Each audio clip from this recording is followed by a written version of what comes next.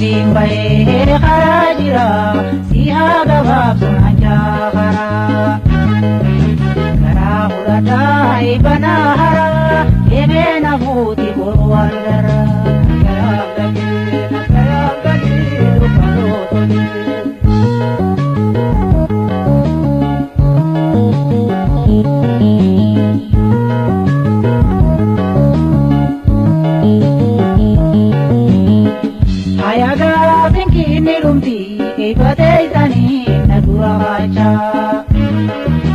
Ibana boda, ibana da, garab korinto, lagam rekicha. Adura jaya, orabu pata, ubi gubara, ibana da, imina bambo me firanata. Kapina bea, pole yamu, kakadi murti, narkata jirti. Galabi bobbana kajelchu, anis na godu nama hamdi galchu. Berume sidura robe debo siya basu. Sibota robe pala siya tolchu. Berume sidura robe debo siya basu. Sibota robe pala siya tolchu.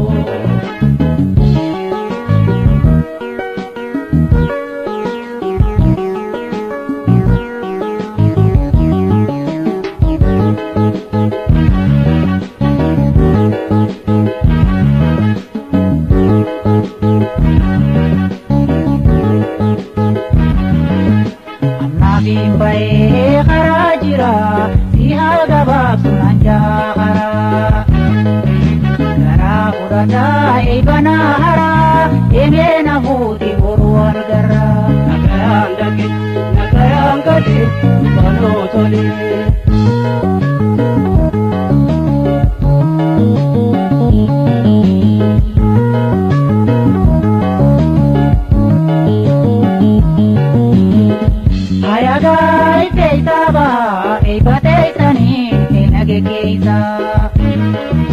Namaleen taatu erga miidhamsa dhimma laalu dhageen obbaata.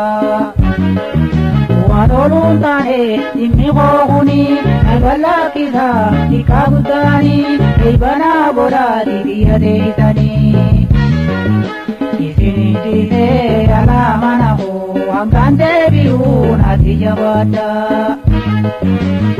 Galabi bobbana kajelchu, anis na godu nama hamdi galchu.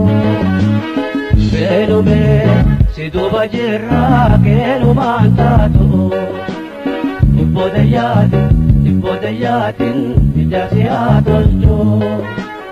Berume siboota jirra keelumaan taatu. Ibboota yaatin ija siyaa tolchu.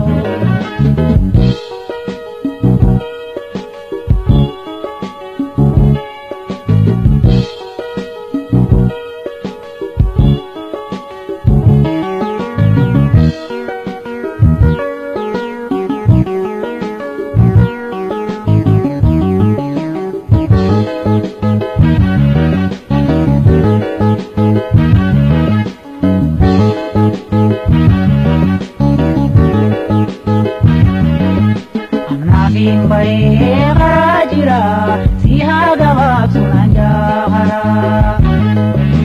Garaa fudhataa eebanaa hara deemee na fuuti boru wal gara.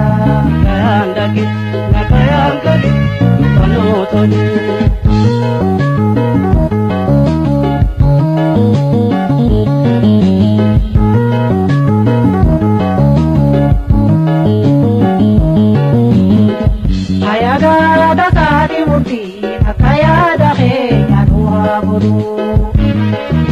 Akkaataa manaatti deeman malee akkaatti galan hin deemanii.